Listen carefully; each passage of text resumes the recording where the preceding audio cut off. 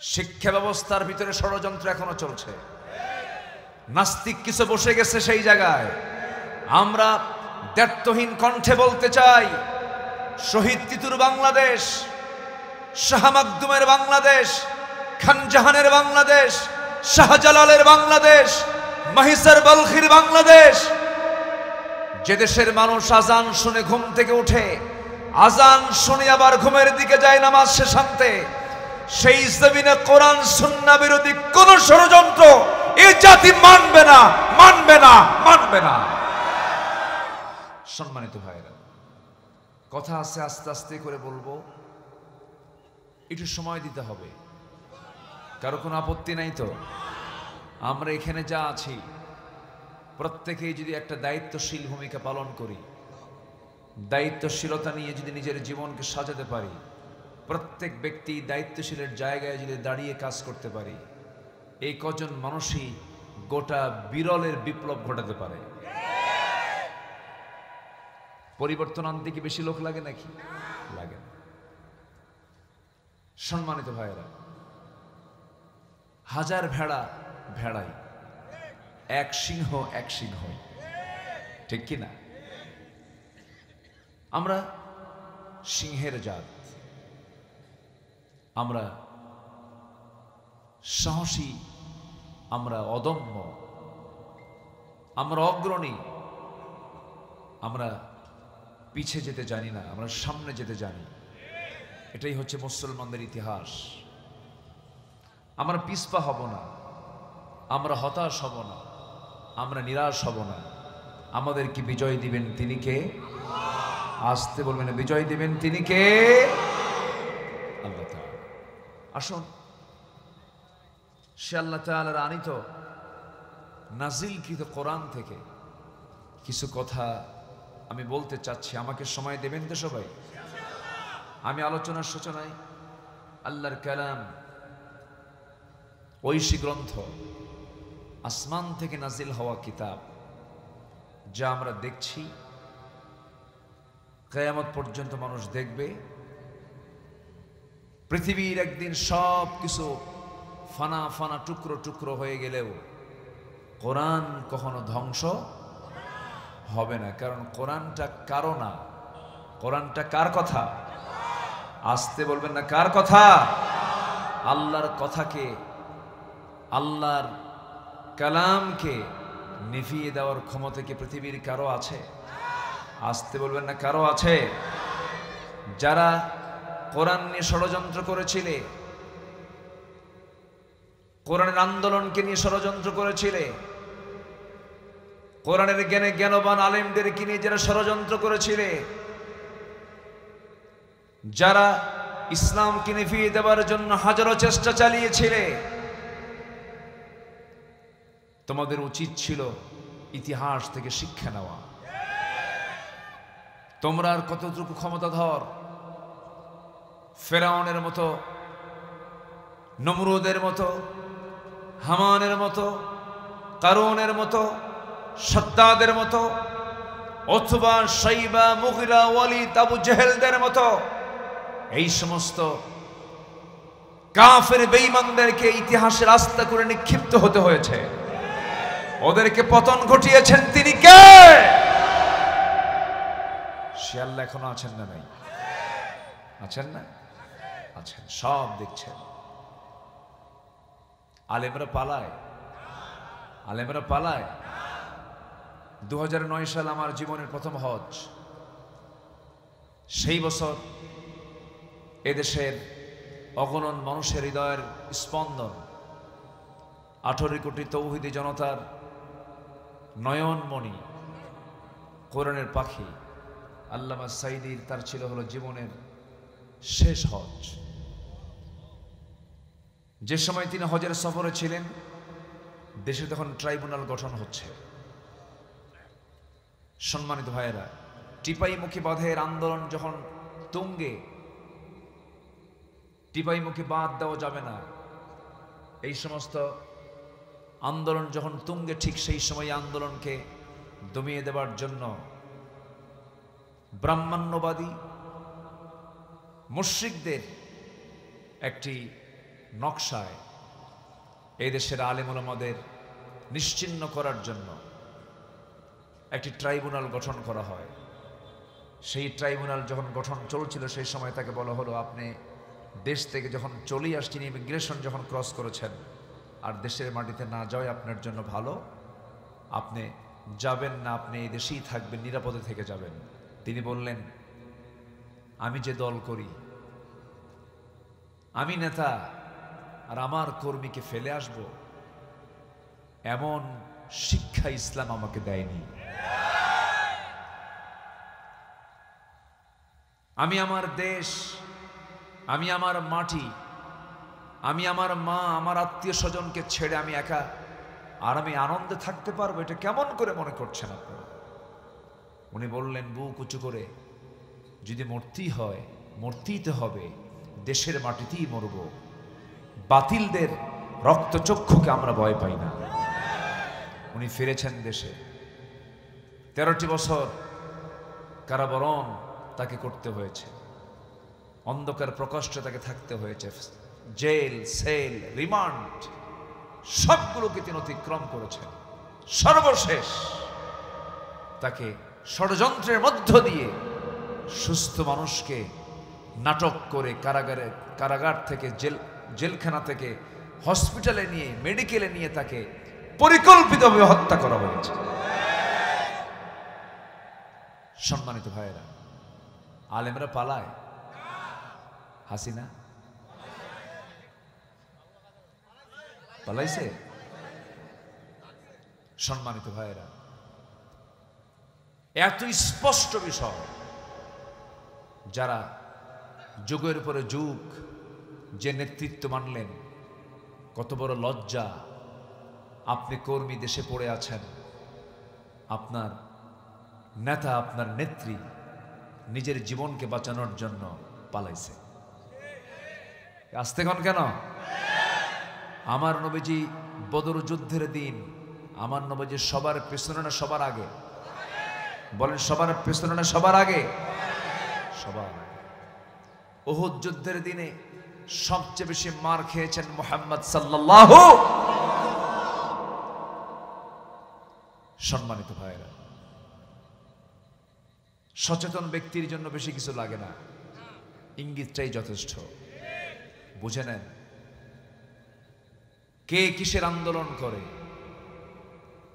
কে কার জন্য কি করে। এই সময়টা একটু শিক্ষা নেওয়ার সময়, একটু শিক্ষা নেওয়ার চেষ্টা করুন। যে ইতিহাস থেকে শিক্ষা নেয় না, সে কোনোদিন সামনে ভালো কিছু করতে পারে না। আমরা শিক্ষা নেব, জোরে বলি ইনশাআল্লাহ। আল্লাহ তাআলা এই জন্য বলেছেন, সিরু ফিল আরদ ফানজুরু কাইফা কানা আকিবাতুল মুকাজ্জিবিন।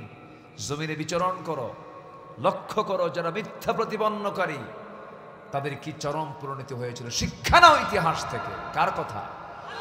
আল্লাহর কথা। আমার বন্ধুগণ, একটু মনোযোগ দিয়ে আমরা কথাগুলো শুনে নেই।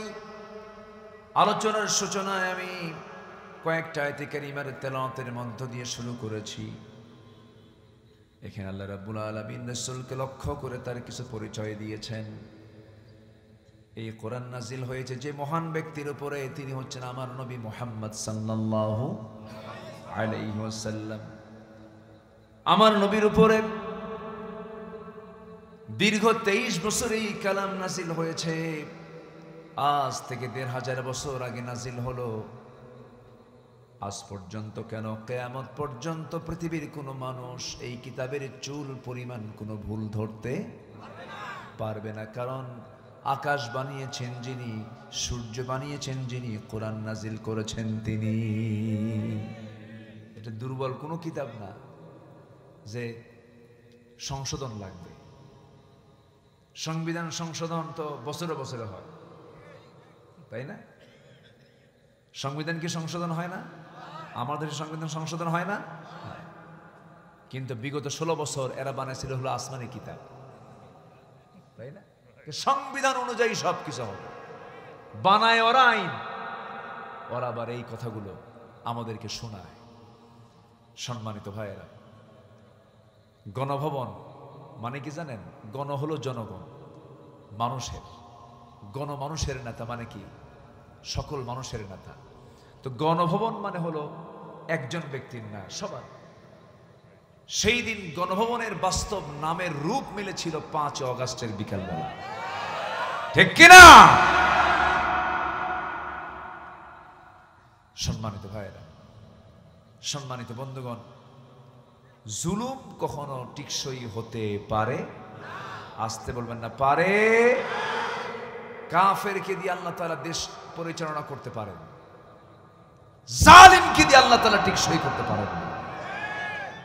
এটা বড় ভয়ঙ্কর জিনিস।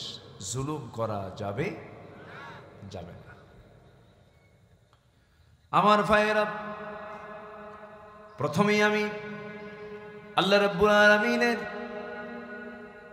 কোরআন নাজিলের যে তথ্য, কোরআন তিনি যে সুন্দর করে উপস্থাপন করেছেন বান্দার সামনে, যেমন করে কোরআন সম্পর্কে আগে বক্তব্য দিয়েছেন, প্রথমে আমি কোরআন সম্পর্কে একটা শর্ট ধারণা দিয়ে মূল আলোচনার দিকে আস্তে আস্তে চলে যাব। আমার বন্ধুগণ, কষ্ট হচ্ছে নাকি আপনাদের? এটা মনোযোগ দিয়ে শোনার চেষ্টা করি। জোরে বলি ইনশাআল্লাহ, আরো জোরে বলি ইনশাআল্লাহ। এই কিতাবের পরিচয় আছে না নাই? আসতে বলবেন না, আছে না নাই? এই কিতাবটা দুর্বল না মজবুত? মৃত না জীবন্ত? জীবন্ত কিতাব, সব কথা বলে। আমার আপনার যত প্রশ্নগুলো আছে, সব প্রশ্নগুলো জমা করে আপনি কোরআনের সামনে উপস্থাপন করুন। সব জবাব দিতে কোরআন প্রস্তুত। বরঞ্চ আমার প্রশ্ন ফুরে যাবে, কিন্তু কোরআনের জবাব দাও কখনো ফুরাবে না। সমস্ত জ্ঞানের ভান্ডার হলো এটা। আপনি কি চান? একজন সাহিত্যিক সাহিত্য নেবে, পাবে। একজন সায়েন্টিস্ট সায়েন্স নেবে, পাবে। একজন চিকিৎসক চিকিৎসা নেবে, পাবে। একজন আইনজীবী আইন নেবে, পাবে। একজন রাষ্ট্রনায়ক রাষ্ট্রের তথ্য নেবে, পাবে। এরকম করে যে যে সেক্টর থেকে ব্যবসায়ী ব্যবসার জ্ঞান নেবে, পাবে। এমন কোন সাইড নেই, এমন কোন দিক নেই যা আল্লাহ রাব্বুল আলামিনের মধ্যে বাদ রেখেছেন। তিবিয়ানান লিকুল্লি শাই, সব কিছু বলে দিয়েছেন। আল্লাহ রাব্বুল আলামিন কোরআন সম্পর্কে সুন্দর করে পরিচয় দিচ্ছেন। কোরআন নিজেই তার পরিচয় দিচ্ছে, উপস্থাপন করতেছে। আমি কোরআনটা কি শোনো, ইন্না হাযাল কুরআনা ইয়াহদি লিল্লাতী হিয়া আকওয়াম ওয়া ইউবাশশিরুল মুমিনিনা আল্লাযীনা ইয়া'মালুনাস সালিহাত আন্না লাহুম আজরান কাবীরা। জোরে বলুন আল্লাহু আকবার। কোরআন এমন একটি পথ দেখায় যা সবচেয়ে সরল, এবং যে মুমিনগণ নেক আমল করে তাদের কিছু সংবাদ দিয়ে দেয়। এটাই জানায় দেয় যে তাদের জন্য রয়েছে বড় পুরস্কার। নাম্বার 2, যদি বলেন কোরআন তুমি কার উপরে নাজিল হয়েছে, কোরআন জবাব দিচ্ছে সূরা কাফের 1 নম্বর আয়াত, আলহামদুলিল্লাহিল্লাযী আনজালা আলা আবদিহিল কিতাব ওয়া লাম ইয়াজআল লাহু ইওয়াজা। নাজিল হয়েছে মুহাম্মদ সাল্লাল্লাহু আলাইহি ওয়াসাল্লামের উপরে। কোরআন ছিল কোথায়? কোরআনের বাড়িটা কোথায়? কোরআন কোথা থেকে এসেছে? কোন মাসে এসেছে? কোন সময় এসেছে? কোন রাত্রে এসেছে? সব জবাব কোরআনে আছে না নাই? বলেন, আসতে বলবেন না, আছে না নাই? আছে। আল্লাহ রাব্বুল আলামিন কোরআনটা রাতে নাজিল হয়েছে জানিয়ে দিচ্ছেন, হামিম ওয়াল কিতাবিল মুবিন ইন্না আনজালনাহু ফি লাইলাতিন মুবারাকাতিন ইন্না কুন্না মুনজিরিন। জোরে বলুন আল্লাহু আকবার। আমার বন্ধুগণ, এইরকম করে কোরআনটা নাজিল হয়েছে কোন ভাষায়? আসতে বলুন, কোন ভাষায়? আরবি ভাষায় নাজিল হয়েছে। কেন, কি জন্য নাজিল হয়েছে? অন্য ভাষায় তো নাজিল হলেও হতো, কিন্তু কোরআনটা আরবিতে এই জন্য নাজিল হলো। কোরআনটা বোঝার জন্য সবচেয়ে শ্রেষ্ঠ মাধ্যম ভাষা হলো আরবি। আরবি দিয়ে কোরআন যেভাবে বোঝা যাবে পৃথিবীর কোনো ভাষা দিয়ে এমন সুন্দর করে বোঝা যাবে না। আল্লাহ রাব্বুল আলামিন বলেন তানজিলুম মিনার রহমানির রহিম কিতাবুন ফুসসিলাত আয়াতুহু কুরআনান আরাবিয়্যান লিকাওমিন ইয়ালামুন। জোরে বলুন আল্লাহু আকবার। লাআল্লাকুম তাকিলুন, যেন তোমরা সহজেই জ্ঞান আহরণ করতে পারো। আমার বন্ধুগণ, এইরকম করে কোরআন নিজের পরিচয় বহু জায়গায় বিভিন্নভাবে দিয়েছে।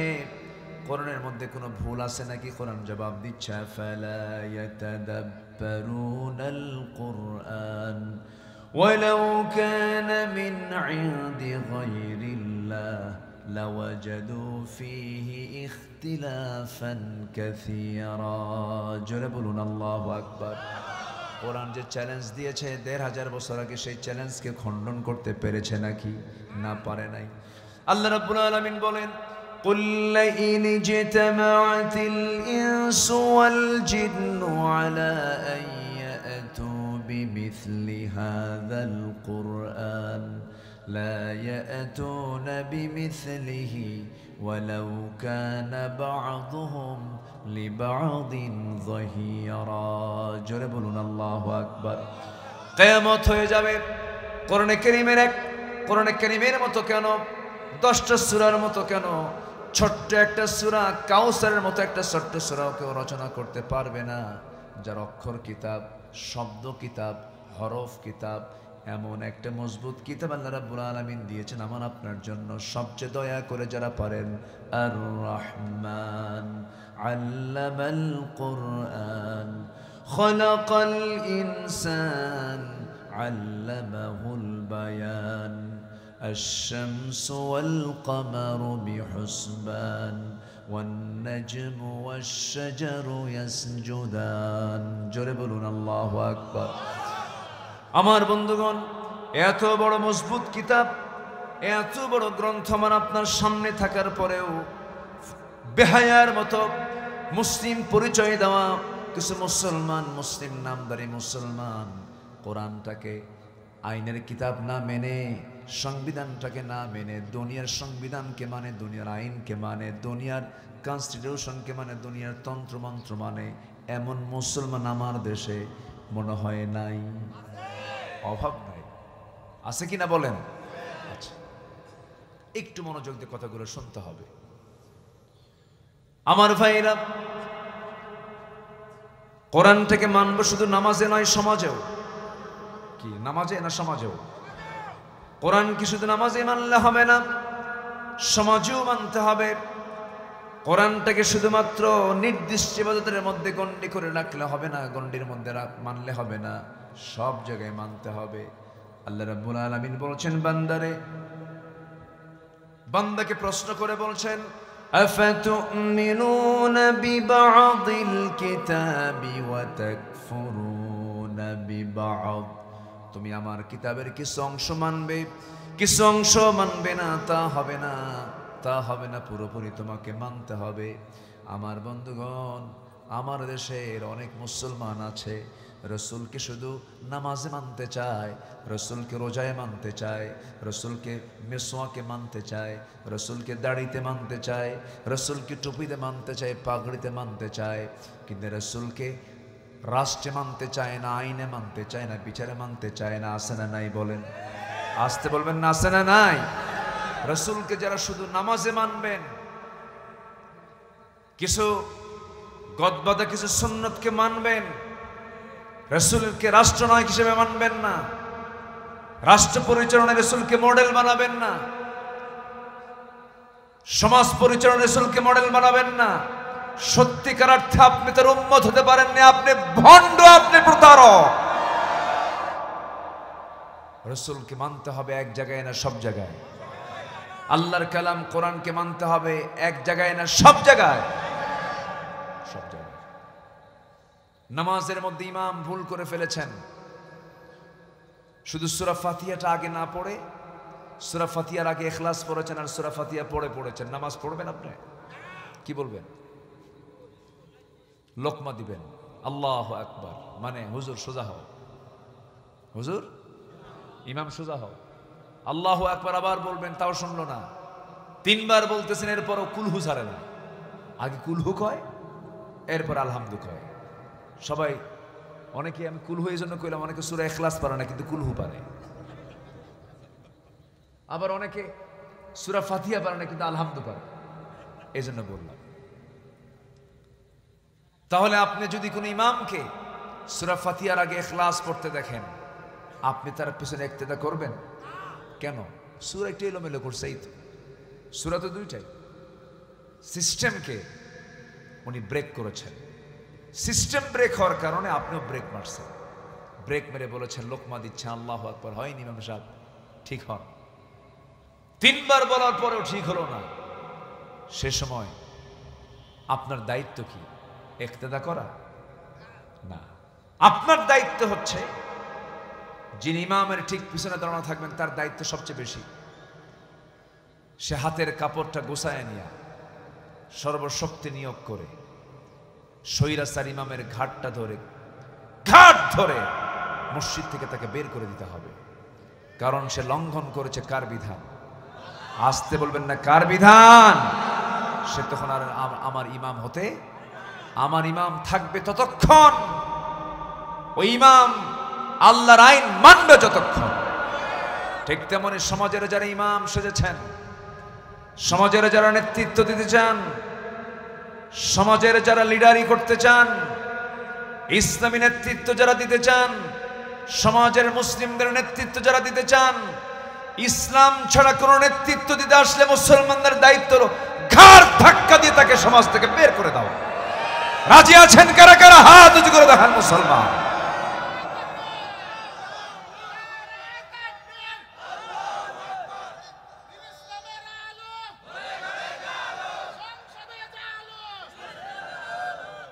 আমার নেতা তোমার নেতা, আমার নেতা তোমার নেতা, আল কোরআনের আলো। ঘরে ঘরে, ঘরে বাইরে, সব জায়গায়। ঘরেও দরকার, বাইরেও দরকার। খালি ঘরে ঘরে দিয়ে কি করবেন? ঘরে ঘরে তো ঠিকই আছে, কিন্তু বাইরে জানানোর দরকার আছে না নাই? শিক্ষা ব্যবস্থার ভিতরে ষড়যন্ত্র এখনো চলছে। নাস্তিক কিছু বসে গেছে সেই জায়গায়। আমরা দ্ব্যর্থহীন কণ্ঠে বলতে চাই, শহীদ তিতুর বাংলাদেশ, শাহ মাকদুমের বাংলাদেশ, খান জাহানের বাংলাদেশ, শাহজালালের বাংলাদেশ, মাহিসার বলখির বাংলাদেশ, যে দেশের মানুষ আজান শুনে ঘুম থেকে উঠে, আজান শুনে আবার ঘুমের দিকে যায় নামাজ শেষ আনতে, সেই জমিনে কোরআন সুন্নাহ বিরোধী কোন ষড়যন্ত্র এই জাতি মানবে না, মানবে না, মানবে না। 16 বছর শিক্ষা ব্যবস্থার মধ্যে যে ভেজাল তৈরি করেছিল, সেই ভেজাল গ্রুপ এখনো আছে না নাই? আসতে বলবেন না, আছে না নাই? মাস 6 আগে শিক্ষকদের ডাক দিয়ে ব্যাঙের ডাক শেখায়। ব্যাঙের ডাক আর কিসের ডাক? হাঁসের ডাক। প্যাক প্যাক, এই যে কইছে একজন, এই আওয়াজগুলো শিখাবে। বানর থেকে মানুষ, ট্রান্সজেন্ডার সিলেবাস ভুক্ত করার চেষ্টা করা হলো। সমকামিতার স্বীকৃতি চায়। সমকামিতার স্বীকৃতি না, এটা চিন্তার বিকৃতি? বলেন বলেন বলেন। সমকামিতার স্বীকৃতি দরকার না, এদের চিন্তার বিকৃতি হয়েছে। এদের চিন্তার বিকৃতি এগুলো। সম্মানিত ভাইয়েরা, আমরা এক একজন পাহারাদার হয়ে দাঁড়াবো। জোরে বলি ইনশাআল্লাহ। আমাদের পাহারা দেওয়ার দরকার আছে না নাই? আসতে বলবেন না, আছে না নাই? এই বাংলার জমিনে রাসূল কিনে বাজে কথা বলেছে। শাতিমে রাসূল, রাসূলকে ব্যঙ্গ করেছে কিছু কুলাঙ্গাররা। সবার মাফ হবে, এদের মাফ হবে না। ঠিক কিনা? এদের মাফ হবে? এদের মাফ পাওয়ার কি কোনো সুযোগ আছে? আসতেছে আসতেছে আস্তে আস্তে। রাসূলের জন্মের মাস এটা, এটা মৃত্যুর মাস। ইয়া নবী সালাম আলাইকে গরম গরম জিলাপি খাইলে এটার হক আদায় হবে না। সম্মানিত ভাইরা, রাসূলের ইতিহাস আমরা জানব, রাসূলের চরিত্র আমরা জানব। নিজের জীবনে বাস্তবায়ন না করলে কি সেই জানে লাভ আছে? নিজের জীবনে বাস্তবায়ন করার দরকার আছে না নাই? রাসূলের চরিত্রের সঙ্গে আমার আপনার চরিত্রকে মিলাতে হবে, কারণ আল্লাহ তাআলা মিলাতে বলেছেন। আল্লাহ তাআলা মিলাতে বলেছেন। তিনি হচ্ছেন মডেল। তিনি কি মডেল? আজকে যুবকদের মডেল কি রাসূল? যুবকদের যে মাথার চুল থেকে শুরু করে পা পর্যন্ত দেখেন না স্টাইলগুলো কি? নতুন প্যান্ট কিনে আনে, হাঁটু ফাটা, আছে না নাই? বিকৃতির, রুচির বিকৃতি, রুচির বিকৃতি, হাঁটু ফাটা প্যান্ট পরে, যে প্যান্ট পরলেও যা না পরলেও তাই। শিশু বাচ্চাও প্যান্ট পরতে নিয়ে সচেতন ভাবে পড়ে, ওকে পড়ায় দেয়। আর একটা বুড়া মানুষ, ইয়াং ছেলে, 25-30 বছর বয়স, সে প্যান্ট পরে, সেই প্যান্টটা নাভির উপরে না নাভির নিচে? শুধু নিচে? হ্যাঁ, অনেক নিচে, সীমান্ত বর্ডার। যে কোনো মুহূর্তে বিএসএফ হামলা করতে পারে, ঠিক কিনা? মাথার চুল, রাসূলের জন্মের মাসের, এটা জন্মের মাস কিন্তু এটা, এই জন্য কথাগুলো বলতেছি।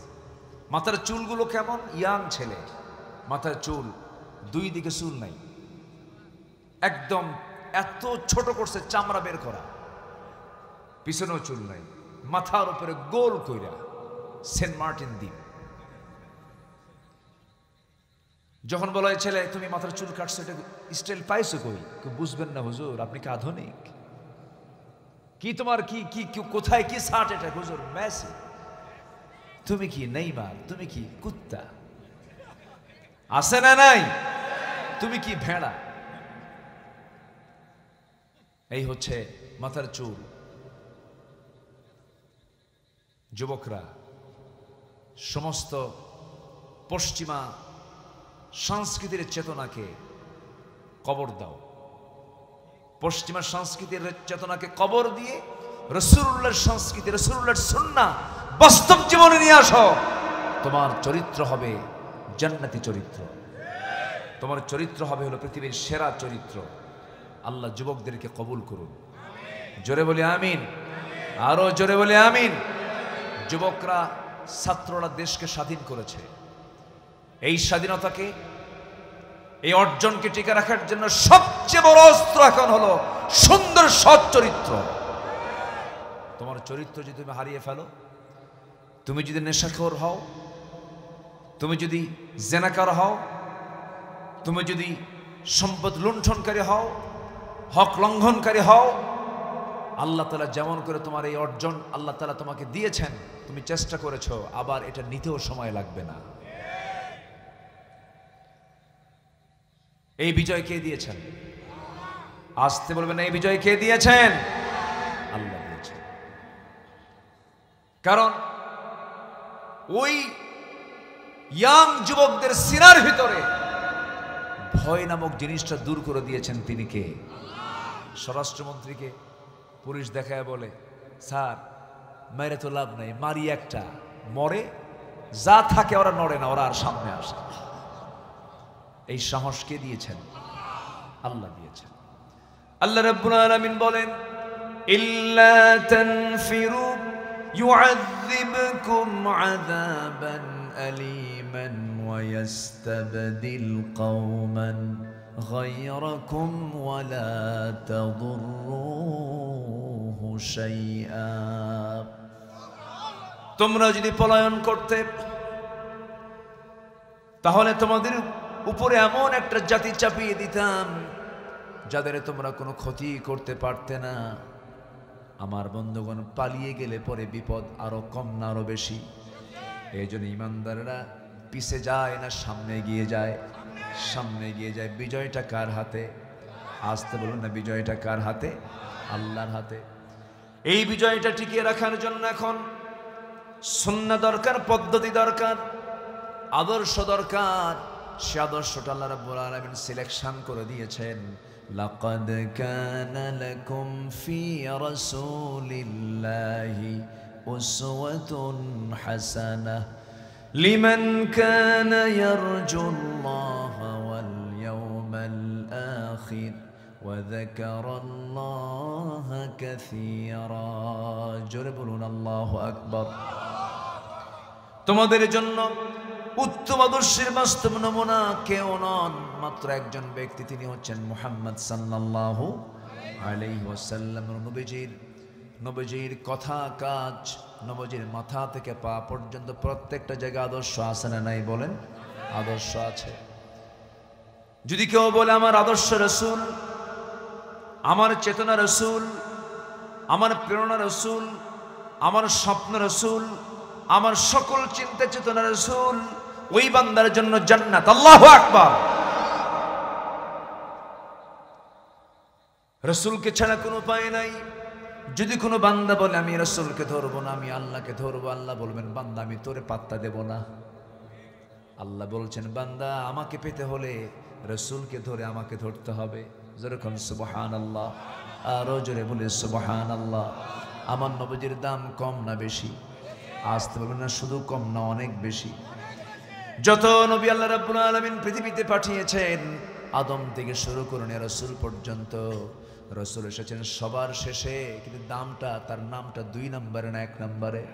1 নম্বরে এসেছেন সবার শেষে, নামের তালিকায় তিনি 1 নম্বর। আল্লাহ রাব্বুল আলামিন তাকে এত সম্মান, এত মর্যাদা দিয়েছেন যে আল্লাহ রাব্বুল আলামিন কোরআন নাযিল করেছেন রাসূলকে লক্ষ্য করে নবীর উপরে। সেই নবীকে কোরআন দিলেন, কিন্তু সেই কোরআনের মধ্যে আমার আল্লাহ তাআলা আমার রাসূলকে একটাবার নাম ধরে ডাক দিলেন না, একটাবার নাম ধরে ডাক দেন নাই। যারা কোরআন পড়েন, কোরআন যারা স্টাডি করেন, হরফে নেদা প্রয়োগ করে আল্লাহ রাব্বুল আলামিন কোথাও একটাবারের জন্য ডাক দিলেন না।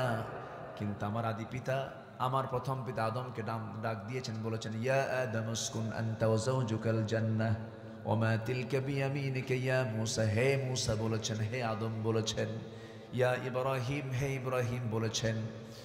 এরপর ইয়া যাকারিয়া বলেছেন, ইয়া ইয়াহইয়া খুযিল কিতাবা বিকুওয়া বলেছেন, ইয়া ইয়াহইয়া বলেছেন।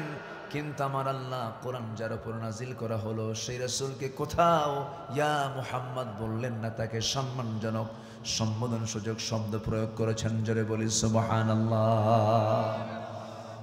আমার নবীকে কি বলেছেন দেখেন, রাসূলকে ডাক দিয়ে তিনি বলতে পারতেন ইয়া আহমদ, ইয়া মুহাম্মদ বলতে পারতেন, তা না বলে বলেছেন ইয়া আইয়ুহান নাবিয়্যু ইন্না আরসালনাকা শাহিদাও ওয়া মুবাশশিরাও ওয়া নাযীরাও ওয়া দাঈয়ান ইলাল্লাহি বিইذনিহি ওয়া সিরাজাম মুনীরা।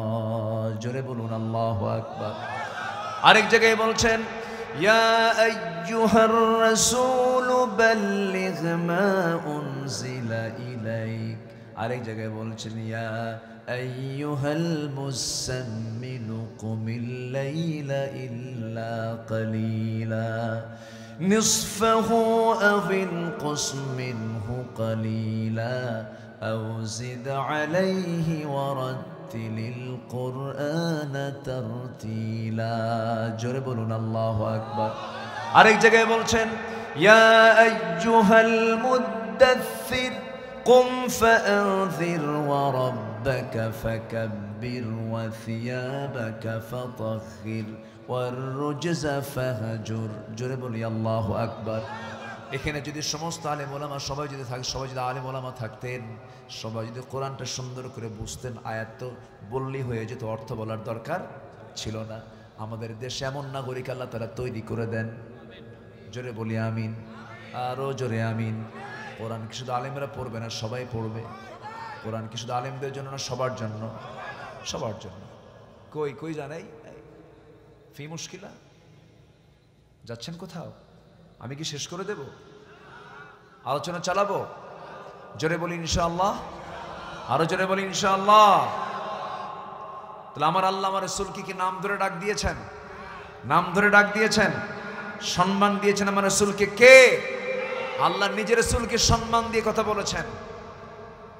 কি মর্যাদা আল্লাহ তাআলা তাকে দান করেছেন। সেই রাসূলকে নিয়ে যারা এই 16 বছর কথা বলেছ, লেখালেখি করেছ, তোমাদের জবান বন্ধ করে দিতে হবে। তোমাদের হাত ভাঙার সময় এসেছে। এখন সোচ্চার হব আমরা। জোরে বলি ইনশাআল্লাহ, জোরে বলি ইনশাআল্লাহ। অনেক কথা আছে, আস্তে আস্তে করে বলবো। তাহলে আমার আদর্শ একজনই না দুজন? আমার আদর্শ কয়জন? তিনি কে? মুহাম্মদ সাল্লাল্লাহু আলাইহি ওয়াসাল্লাম। কি আদর্শ তার, কি মানুষ তিনি গড়ালেন। তার কি ছাত্রগুলো দেখেন। আবু বকর, পৃথিবীর কোন টিচার আবু বকর বানাতে পারবে? পৃথিবীর কোন শিক্ষক ওমর বানাতে পারবে? একটা পৃথিবীর কোন শিক্ষক আলী বানাতে পারবে? পৃথিবীর কোন শিক্ষক একটা ওসমানের মতো ছাত্র বানাতে পারবে? রাসূল এমন ছাত্র তৈরি করেছেন। কিসের সিলেবাস দিয়া? আসতে বলেন কিসের সিলেবাস দিয়া?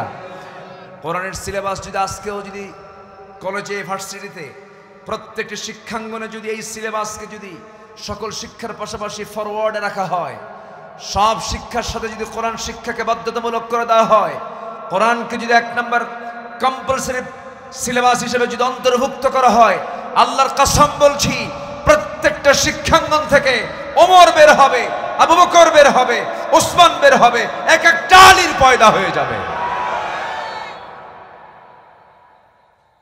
আল্লাহু আকবার। আমার রাসূল কি আদর্শ উপহার দিয়েছেন। সাইয়েদনা আবু বকর রাদিয়াল্লাহু তাআলা আনহু একদিন দোকানদারি করছেন। কি করছেন?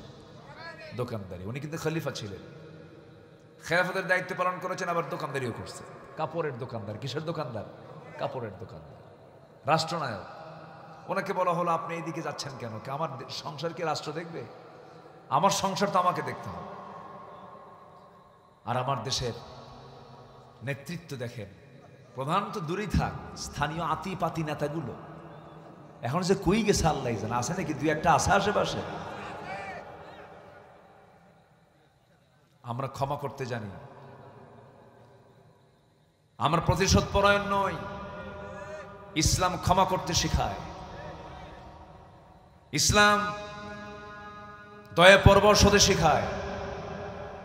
শুধু যদি চোখের ইশারা আসতো একটাও টিকতে পারত না। কিন্তু আমরা আল্লাহ তাআলার হুকুমকে ফলো করি। ইরহাম তুরহাম, দয়াদ্র হও, আল্লাহ তোমার প্রতি দয়াদ্র হবেন। আমরা চেঞ্জ হয়ে যাব, আমরা ভ্রাতৃত্বের বন্ধনে আবদ্ধ হব। জোরে বলি ইনশাআল্লাহ।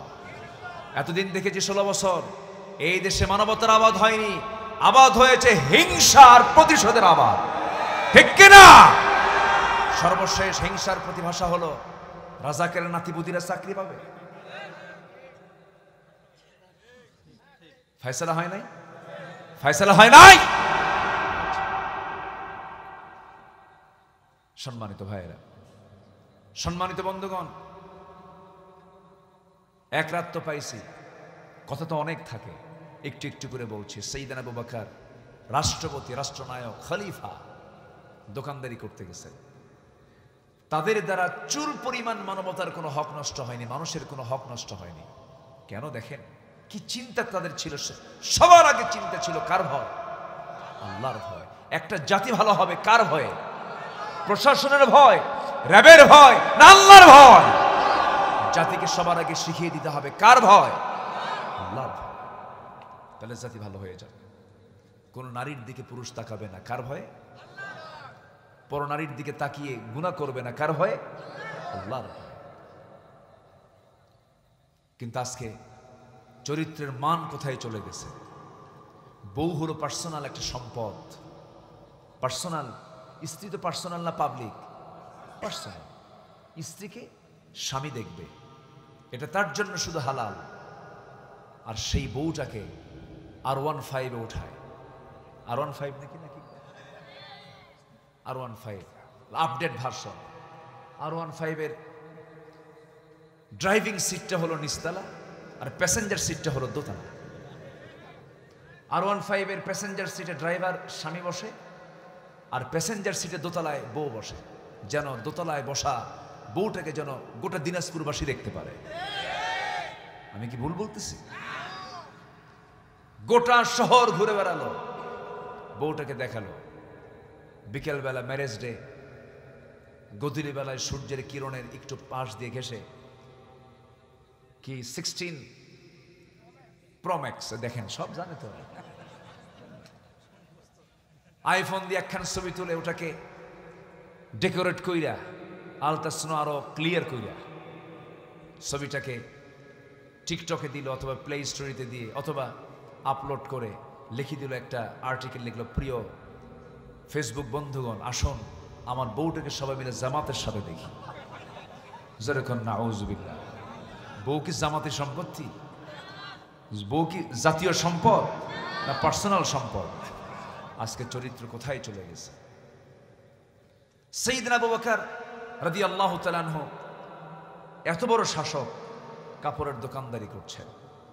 হঠাৎ করে এক কাপড় ক্রেতা অনেকদিন আগে কাপড় কিনে নিয়ে গেছে, সেই কাপড়টা ফেরত দেবার জন্য এসে বলতেছে, আবু বকর এই কাপড়টা 6 মাস আগে নিয়ে গেছিলাম, কাপড়টা পছন্দ হয়নি, কাপড়টা ফেরত নেন। সাইয়েদনা আবু বকর রাদিয়াল্লাহু তাআলা আনহু তিনি কোনো কথা না বলে কাপড়টা ফেরত নিলেন, আর টাকাটা তাকে ফেরত দিয়েই তিনি কান্নায় ভেঙে পড়েছেন, কাঁদতেছেন। তার কান্না দেখে আশপাশের লোকজন বলে ফেলতেছেন, আবু বকর সামান্য একটা কাপড় ফেরত দিয়ে গেছে, তার জন্য তুমি কাঁদো, এর কারণটা কি, হেতুটা কি আমরা তো বুঝে উঠতে পারতেছি না, কি কারণ বলো। সাইয়েদনা আবু বকর বলছেন, শোনো, এই যে কাপড় ক্রেতা আমার তাকে কাপড়টা কিনে নিয়ে চলে গেছে, পছন্দ হয় নাই, 6 মাস পরে আবার আমাকে কাপড়টা ফেরত দিয়ে গেল, আমি কাপড়টা ফেরত নিলাম, আমি তাকে টাকাটা ব্যাক দিয়ে দিলাম, হিসাব শেষ হয়ে গেল।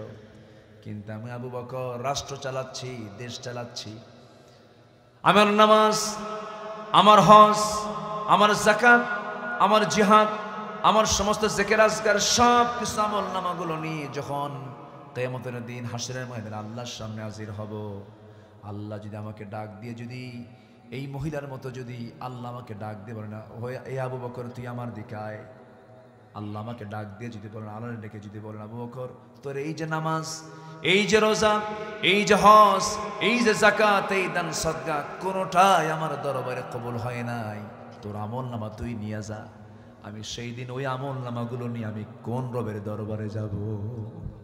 এই জন্য আমি কান্দি। এই চিন্তা যদি শাসকদের হৃদয়ে থাকে, এই চিন্তা যদি নেতাদের হৃদয়ে থাকে, এই চিন্তা যদি প্রত্যেকটা অফিসারের হৃদয়ে থাকে, এই চিন্তা যদি সচিবালয়ের সমস্ত সচিবদের হৃদয়ে থাকে, এই দেশটা হবে পৃথিবীর সবচেয়ে উন্নয়নশীল দেশ। দেশকে এখন উন্নয়ন করার জন্য আগে হতে হবে কার ভয়ে ভীত? কার ভয়ে ভীত? আল্লাহর ভয়ে ভীত হতে হবে। আমার বন্ধুগণ, সাইয়েদনা ওমর ফারুকের মতো মানুষ দুনিয়ার সংবাদ, দুনিয়ায় জান্নাতের সংবাদ জিনিস জানলেন, দুনিয়াতে বসেই জান্নাতের সংবাদ যার কানে চলে এলো, বলো হলো ওমর ফিল জান্নাহ, ওমর জান্নাতি। ওমর কি জান্নাতি? চলে যাচ্ছেন নাকি? কষ্ট হচ্ছে? যাবেন না? অনুমতি আল্লাহ আল্লাহ আল্লাহ। আমরা শেষ করে, আমার মনে হয় একটু সময় থাকেন, আপনারা থাকলে একটু আলোকিত হয় সব, তাই না? আপনারা কি মনে করেন?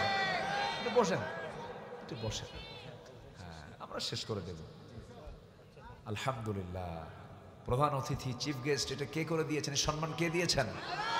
আমরা শেষটা করে যাই, দোয়াটা করে যাই ইনশাআল্লাহ। কষ্ট দিয়ে ফেললাম না তো আবার? একটু বসেন, একটু বসেন। আমার আবার এটা স্বভাব, আমি কারো উঠতে দেই না, মানে উঠলে আমার আলোচনা হেরে যায়। একটু বসেন। কেন বললাম? আসলে এই বৈঠকের দাম কিন্তু অনেক বেশি। এই মুহূর্তে এর চাইতে বরকতময় জায়গার দ্বিতীয় কোথাও নেই। যতক্ষণ থাকবে এটা আমার জন্য প্লাস, আমার জন্য কি প্লাস। ব্যবসায়িক চিন্তা যদি নিয়ে যদি চিন্তা করি, ব্যবসায়িক চিন্তা যে এই বসে আছে যে ব্যবসার লাভটা কি, এই ব্যবসার লাভ এমন তিজারাতাল লান তাবুর, যার কোনো লসই নেই। আল্লাহু আকবার বলেন। দুনিয়ার ব্যবসায় লস আছে না নাই? দুনিয়ার ব্যবসায় লস আছে না নাই? কিনলাম, সরিষা কিনা রাখলাম, এবার যেরকম লস হবে তা কি জানি? এরকম হয় না? লস হয়, কিন্তু এই ব্যবসায় কোনো লস। ওমর ফারুকের নাম বললাম, দ্বিতীয় খলিফা কে? ইসলামের দ্বিতীয় খলিফা কে? ওমর রাদিয়াল্লাহু তাআলা আনহু। অনেকদিন আগে এক মাহফিলে বললাম, ওমর ফারুককে চিনেন কে? ছোট্ট একটা ছেলে সামনে থেকে দাঁড়ায় বলে, হুজুর আমি চিনি। কে? আমাদের বাড়ির দোতলায় ভাড়া থাকে। আমাদের বাড়ির দোতলায় ভাড়া থাকে। সেই ওমর না কিন্তু, এই ওমর সেই ওমর যে ওমর রাসূলকে হত্যা করার জন্য তরবারি উঁচু করে নিয়ে যায়, কিন্তু সে ওমর পরাজিত হয়ে যায়, হেরে যায় কার কাছে? কোরআনের কাছে। তিনি আর পারলেন না।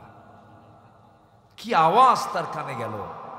কত বড় বিচক্ষণ মানুষ তিনি ছিলেন। একটা আয়াত শুনে শুনেছেন, তাহা মা আনজালনা আলাইকাল কুরআনা লিতাশকা। শুধু এই আয়াতটা শুনেছেন, ভাবতেছেন যে এটা কোন কালাম।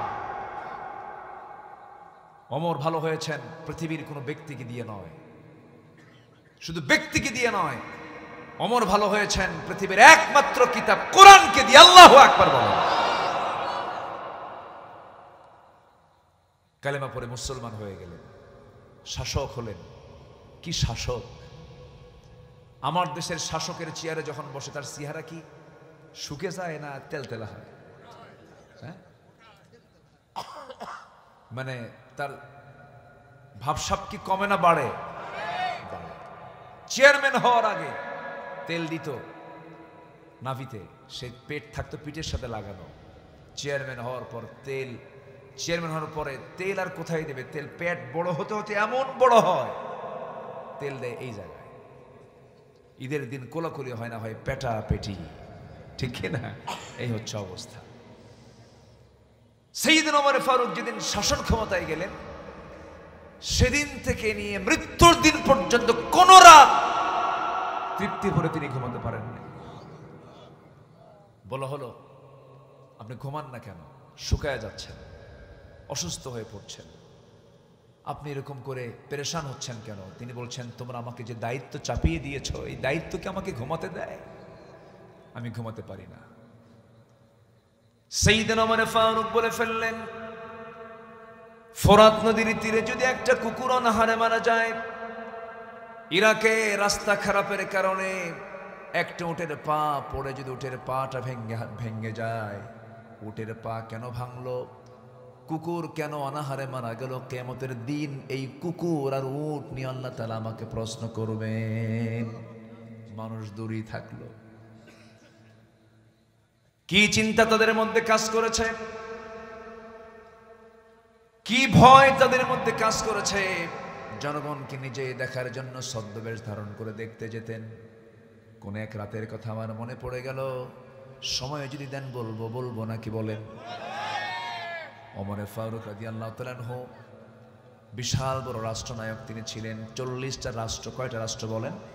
40টা রাষ্ট্র, অর্ধ দুনিয়া তিনি শাসন করেছেন। মাত্র এই তো 1500 বছর আগে বিশাল রাজ্যের তিনি সম্রাট ছিলেন, কিন্তু মুকুটহীন সম্রাট, অনড়ম্বরপূর্ণ অনড়ম্বর জীবনযাপন তিনি করেছেন। এমনকি যে জামাটা পড়েছেন তার তবিয়ত ছিল, জামার দিকে তার খেয়ালই ছিল না। তালে যুক্ত জামা জুমা তিনি পড়তেন মাঝে মাঝে। সাইয়েদনা ওমর ফারুকের ব্যাপারে আমার নবীজি 2 স্ত্রী একসঙ্গে একদিন পরামর্শ দিচ্ছেন, আমিরুল মুমিনিন, আপনার কাছে গোটা পৃথিবী থেকে কূটনীতিকরা আসে, বিভিন্ন গোয়েন্দা সংস্থার লোকেরা আসে, বিভিন্ন রাষ্ট্রদূতরা আপনার সঙ্গে দেখা করতে আসে। দেশের সুনাম তো রক্ষা করা উচিত, আপনার ব্যক্তিত্ব, আপনার ব্যক্তি জীবন একটু চেঞ্জ করা উচিত, উন্নত জীবন গ্রহণ করা উচিত, জামা জমা একটু নতুন নতুন একটু ডেকোরেট কাপড় চোপড় পরা উচিত। সাইয়েদনা ওমর ফারুক রাদিয়াল্লাহু আনহু সঙ্গে সঙ্গে জবাব দিচ্ছেন, আমার সন্তান, তুমি আমার সন্তান হয়েও তুমি এমন মন্তব্য কেন করছো?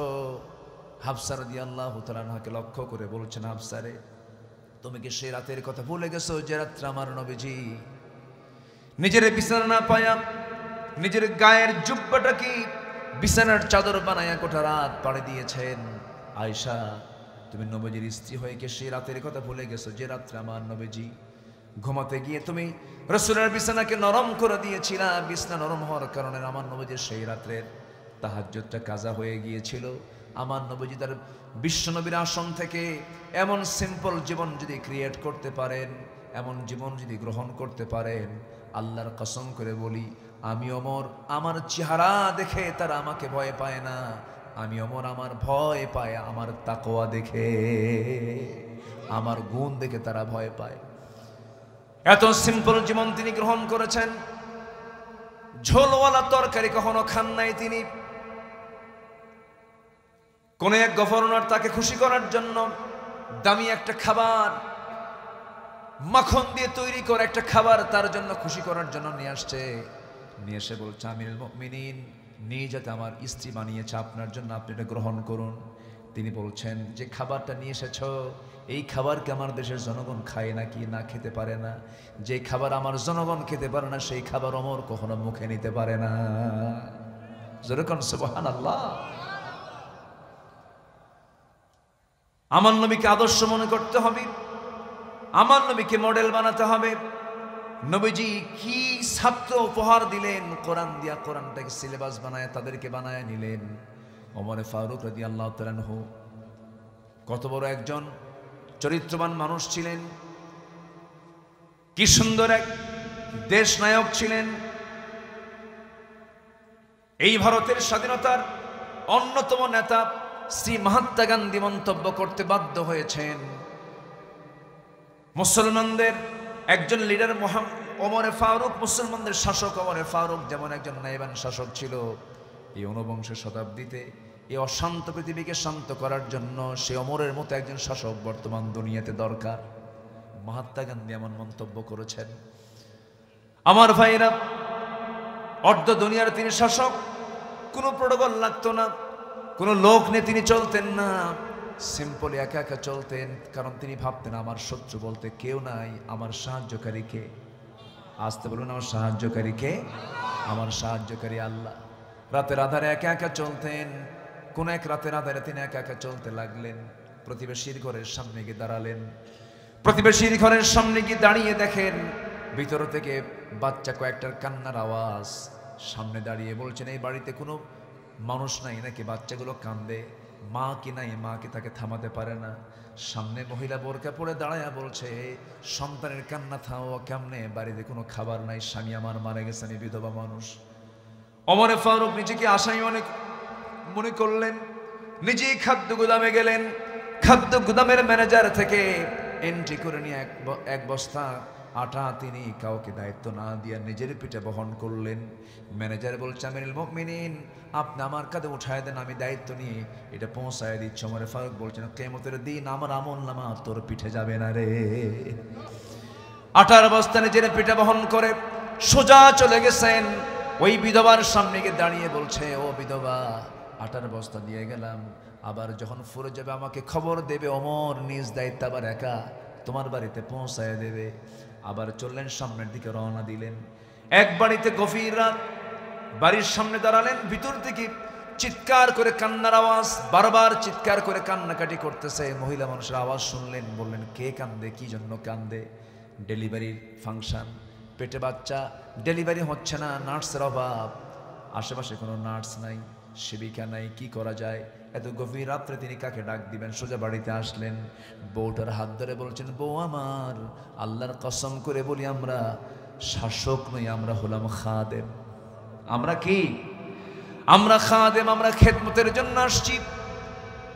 আমার স্ত্রী এখন আমার সঙ্গে তোমাকে যেতে হবে। স্ত্রীকে সঙ্গী করে নিয়ে রওনা দিলেন। সামনে চলতে চলতে ওই বাড়িটা পেয়ে গেলেন। ওই বাড়ির সামনে দাঁড়িয়ে বলছে স্ত্রী, আল্লাহর কসম করে বলি ভিতরে একজন মহিলা ডেলিভারির যন্ত্রণা হচ্ছে, সন্তান ডেলিভারি হচ্ছে না, ধাত্রী নাই, নার্স নাই। আল্লাহ না করুন যদি এই মহিলার মৃত্যু হয়ে যায় অথবা সন্তানের মৃত্যু হয়ে যায়, নার্সের অভাবে, ধাত্রীর অভাবে, কিয়ামতের দিন আল্লাহ তাআলা আমাকে আসামির কাঠগড়ায় দাঁড় করাবেন, খুনি কাতারে দাঁড় করাবেন।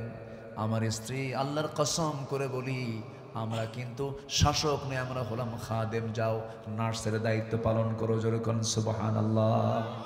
বউকে কি বানায় দিলেন? ধাত্রী বানায় দিলেন। নিজে আটার বস্তা বহন করে বিধবার ঘরে পৌঁছায় দিলেন। এবার সামনের দিকে চলতেছেন। চলতে চলতে আমার নবীর এই প্রিয় সাহাবী ওমরে ফারুক রাদিয়াল্লাহু তাআলা আনহু ছোট্ট একটা লাঠি নিয়ে একা একা চলতেছেন গভীর রাত। হঠাৎ করে তার কানে গুনগুন গুনগুন করে বিরহের গান কয়েক লাইন তার কানে আসলো। এক মহিলা গান গাচ্ছে। ওমরে ফারুক মনে মনে চিন্তা করছেন, এই গভীর রাতে ইসলামী জনপদে তাহাজ্জুদ নামাজ না পড়ে, কোরআন তেলাওয়াত না করে গুনগুন করে বিরহের গান গায় পুরুষকে পাওয়ার জন্য কোন মহিলা গান গাচ্ছে, এমন সাহসটা কার? তিনি আগে চিহ্নিত করলেন কোন ঘর থেকে আওয়াজটা আসে। ঘর তিনি চিহ্নিত করে ফেললেন, শনাক্ত করলেন। ওই ঘরের দরজার সামনে গিয়ে আওয়াজ দিলেন, কোন মহিলা গান গাচ্ছে? দরজা খোলো। গান বন্ধ হয়ে গেছে, দরজার খোলে না। ওমরে ফারুক মনে মনে চিন্তা করছেন, অবশ্যই আসামি বের করা দরকার। ঘরটা ছিল খেজুর পাতার বানানো বেড়ার ঘর। পিছন দিকে চলে গেলেন, টান মারলেন, বেড়া ভেঙে গেল। সামনে গিয়ে দাঁড়ালেন, ভিতরে দাঁড়ালেন। দাঁড়িয়ে দেখেন সামনে প্রদীপ একটা জ্বালানো, একজন মহিলা দাঁড়িয়ে আছে, মাথায় কাপড় মুড়ানো, পর্দার পরিবেশ রক্ষা করে সে দাঁড়িয়ে আছে। এমন করে গভীর রাত্রিতে তাহাজ্জুদ নামাজ না পড়ে গুনগুন করে গান গাও কেন? এই অধিকার তোমাকে কে দিয়েছে? এটা তো ইসলামী রাষ্ট্র, এটা ইসলামী জনপদ। মহিলা এবার সাহসিকতা নিয়ে বলতেছে, আপনার পরিচয়টা কি আমি চিনি না, আপনাকে আমি আপনাকে জানি না, চিনি না, তবে আমি গান গেয়েছি। এটা আমার জন্য একটা অপরাধ হতে পারে, কিন্তু আপনি আমার ঘরের মধ্যে ঢুকে একটা দুইটা তিনটা নয়, পরপর চারটা বড় বড় দোষ করেছেন, আমি আপনাকে ছাড়বো না। সাইয়েদনা ওমর ফারুক নিজের পরিচয় গোপন করলেন। গোপন করে বলছেন, কি কি দোষ করেছে আমাকে একটা একটা করে বলো। এবার বলতেছে, নাম্বার 1 দোষ হলো আপনি যখন ঘরের মধ্যে ঢুকবেন সালাম দিয়েছেন নাকি না, অনুমতি পেয়েছেন নাকি না। সালামও দিলেন না, অনুমতিও পেলেন না। লা তাদখুলু বুয়ুতান গায়রা বুয়ুতিকুম হাত্তা তাস্তানিসু ওয়া তুসাল্লিমু আলা আহলিহা। সালাম না দিয়ে ঢোকা যাবে না, অনুমতি না নিয়ে ঢোকা যাবে না। এমনকি নিজের বাড়িতে যখন আমি দূর দেশ থেকে যখন বাড়িতে যাব, আগে ইনফর্ম করতে হবে স্ত্রী আমি আসতেছি বাড়িতে। অনেকে চোরের মতো আসে না, এরকম আসে না। যদি কোনো ব্যক্তি অন্য কোনো বাড়ির জানালায় গিয়ে যদি উকি মারে, রাসূল বলেছেন তার চোখটা কানা করে দাও, তার চোখটা কানা করে দাও। এটা প্রাইভেসি লঙ্ঘন, এটা হারাম কাজ। ওমরে ফারুককে লক্ষ্য করে বলা হলো, সালাম দিলেন না, অনুমতি নিলেন না। আমার ঘরের বেড়াটা ভাঙলে আমার স্বামী নাই, আমার সম্পদ নষ্ট করলেন। নাম্বার 4 হলো আপনি একজন পরপুরুষ, আমি একজন পরনারী। আপনি আমার ঘরের মধ্যে ঢুকে আমার পর্দার একটু হলো খেলাফ করলেন। এই 4টা ভুলের জন্য আমি আপনাকে ছাড়বো না। ওমরে ফারুক বলছেন, কি করবো কও? সকালবেলা হবে তোমাকে ধরে নিয়ে ওমরের পার্লামেন্টে চলে যাব, তোমার বিরুদ্ধে আমি মানহানির মামলা দায়ের করবো। কার সামনে কয়? কার সামনে বলতেছে? কার সামনে বলতেছে? মহিলা তো জানো না যে এটা কে, এ তো মহিলার চিনে না। সাইয়েদনা ওমর ফারুক এবার বলছেন, ও মহিলা, যেই ওমরের নামটা তুমি মুখে উচ্চারণ করতেছ, আমার জানা মতে, আমি যতটুকু জানি, ওমর লোকটা তেমন একটা ভালো না। আচ্ছা, নিজের কথা কি ভালো বলা যায়? আচ্ছা, ভালো বলা যায়?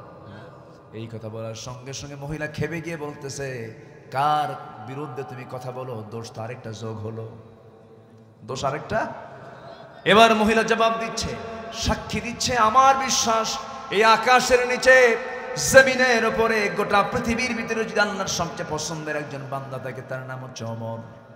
ওমরে ফারুক চোখের পানি ফেলতে ফেলতে আল্লাহকে সাক্ষী রেখে বলছেন, আল্লাহ, এই বান্দির দোয়া তুমি আল্লাহ কবুল করে নাও।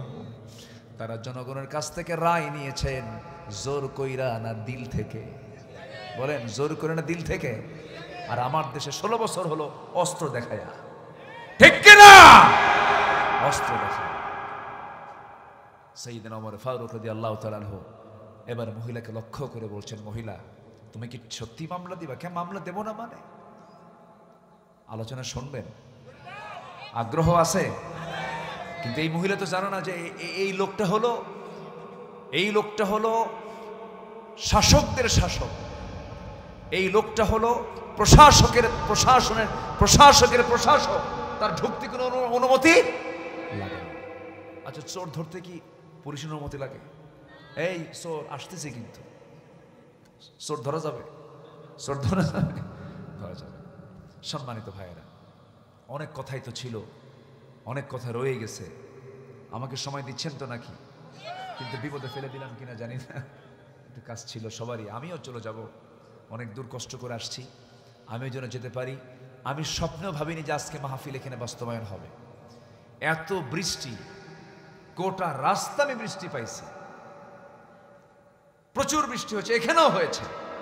কিন্তু আল্লাহ তাআলা এই টাইমটা কোরআন শোনার জন্য একটু আমাদেরকে অবকাশ দিয়েছে। আকাশে কিন্তু মেঘ আছে, আকাশে মেঘ মজুদ আছে। আল্লাহর যে সংসার, আল্লাহর যে পরিকল্পনা, সেই জায়গায় কি ভুল ধরার মতো যোগ্যতা আমাদের আছে? সব জানেন কে বলেন তো?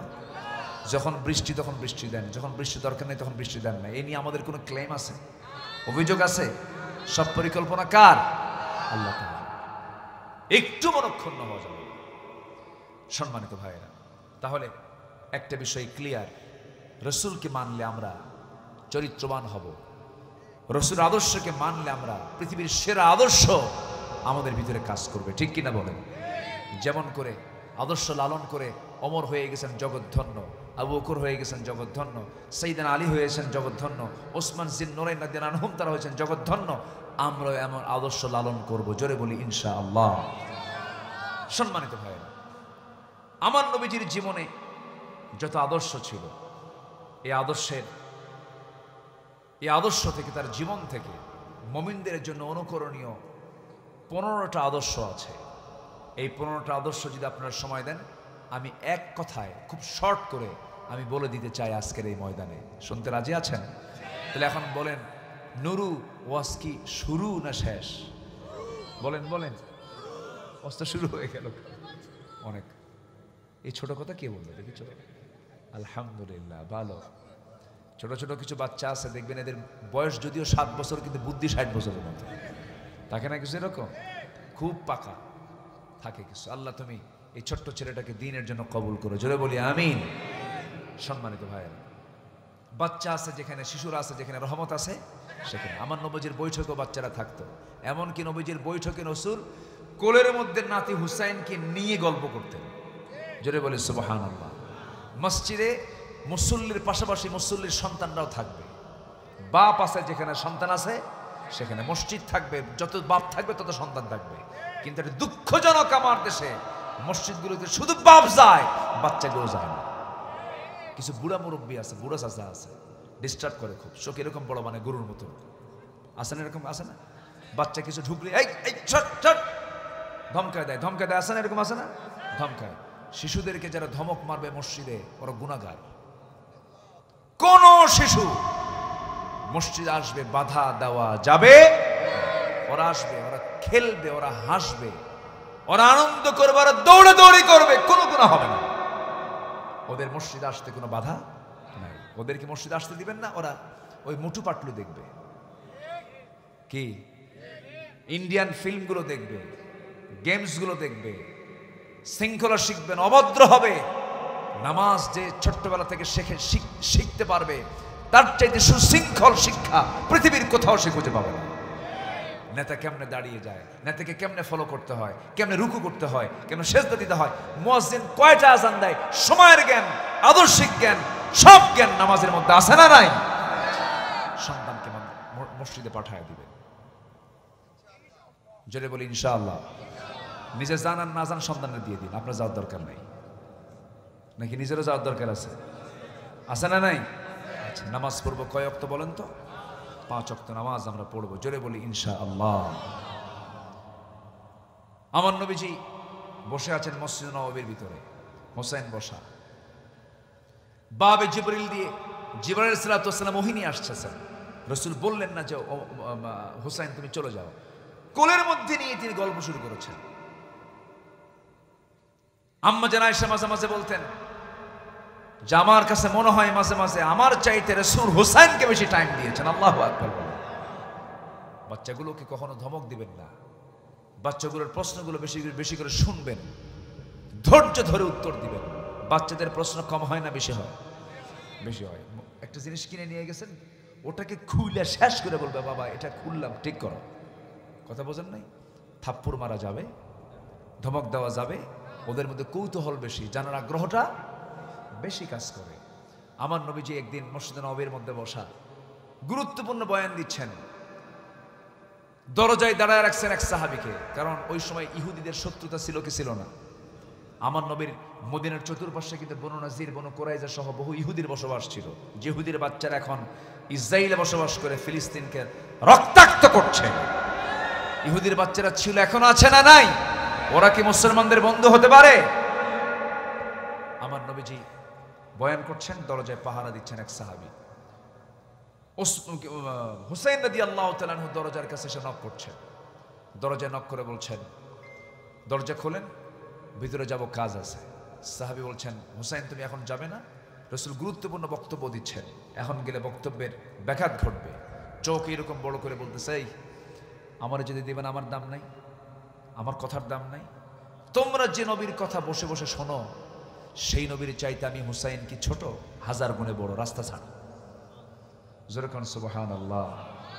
বাচ্চা ছোট কিন্তু ঝাল, ওই যে ঝাল, ঝাল বড়।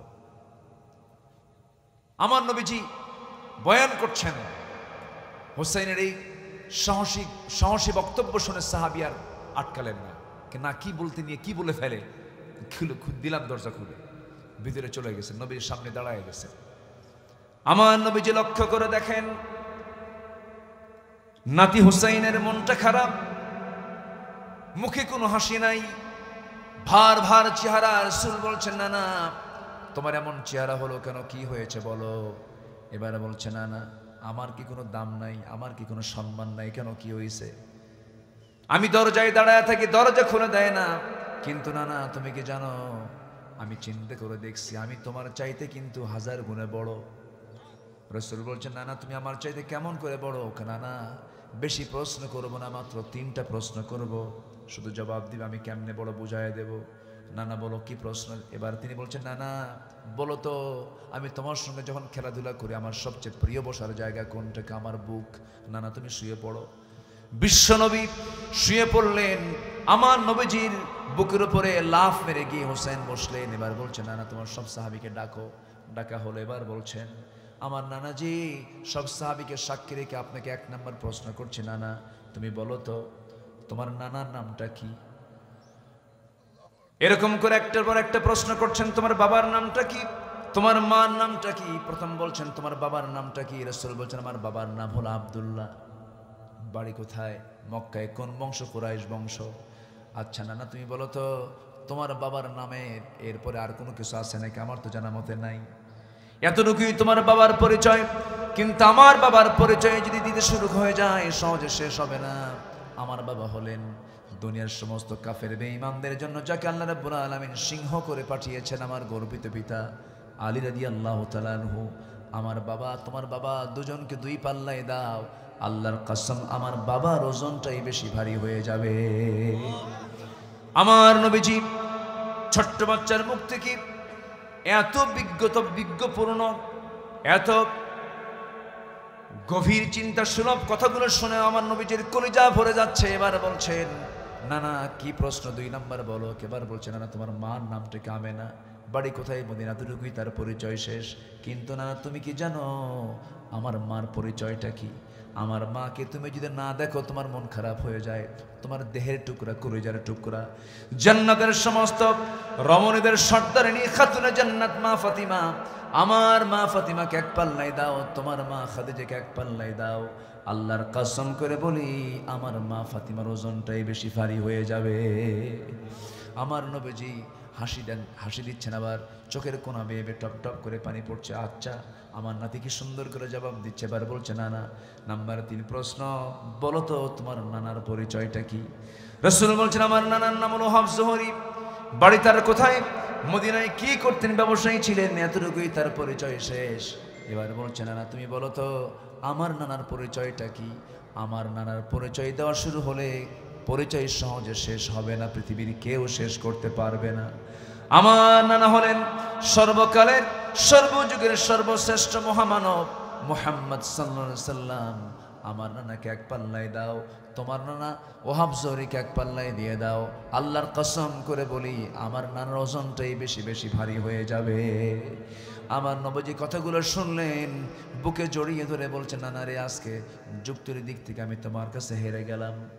এই জামান নবীজি ছোট ছোট বাচ্চাদেরকে লালন করতেন, কাছে কাছে টানতেন, পাখির খবর রাখতেন, তাদের সঙ্গে গল্প গুজব করতেন, খেলতেন পর্যন্ত। বরঞ্চ দেখা যেত শিশুরা আকর্ষণীয় খেলাধুলা ছেড়ে রাসূলকে যখন দেখতো, সব খেলা ছেড়ে নবীর সামনে এসে তার সঙ্গে খেলাধুলায় ব্যস্ত হয়ে পড়তো। জোরে বলেন সুবহানাল্লাহ। আমার নবীর আদর্শ কেমন ছিল? স্ত্রীর সামনে যেতেন স্বামী হয়ে যেতেন, সন্তানদের সামনে যেতেন বাবা হয়ে যেতেন, যুদ্ধে যেতেন যোদ্ধা হয়ে যেতেন, নামাজে দাঁড়াতেন ইমাম হয়ে যেতেন। এমন কোনো সাইড নাই। বিচারপতির চেয়ারে বসতেন, আদর্শ নেই বিচারপতি হয়ে যেতেন। অতএব এই পৃথিবীতে আদর্শ যদি গ্রহণ করতে হয়, সে আদর্শই গ্রহণ করব আমরা। যে রাসূল বলেছেন, সাহাবীরা দিনের বেলা আমি যা করি সব বলে দাও, ও আমার স্ত্রীরা রাত্রিবেলা যা করি তা তোমরা সব বলে দাও। আমার ভিতর বাহির 24 ঘন্টার যা আমল সব ওপেন করে দাও। সেই নেতৃত্বে আমাদের মানা দরকার। আসুন না রাসূলকে আমাদের জীবনের সকল জায়গায় মেনে নিই। আল্লাহ কবুল করুন। জোরে বলি আমিন।